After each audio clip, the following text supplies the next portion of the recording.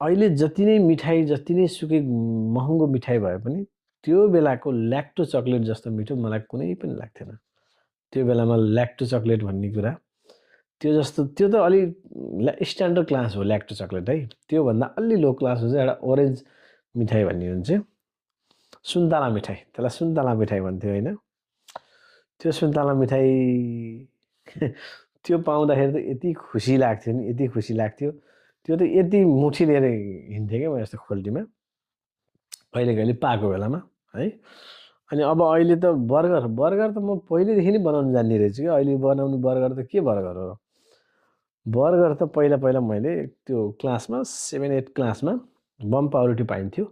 त्यो पाउरोटीलाई बिचबाट चिरेर बिचमा जेरी हालेर खाँदाखेरि ओहो, त्यो बम पाउरोटीको त्यो बर्गर त यो अहिलेको बर्गरभन्दा कयौँ गुणा मिठो कि कयौँ गुणा मिठो। त्यो मिठो होइन। त्यसपछि बटारे भयो त्यो बेलामा खाने बटारे।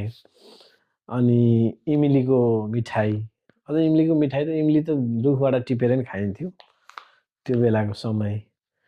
यो कुराहरू सबै कुराहरू सम्झिँदा चाहिँ म अहिले चाहिँ अर्कै ठाउँमा छु, अर्कै दुनियाँमा छु भन्ने लाग्छ है। त्यो त्यो बिताएर आएको हो त्यो पल होइन।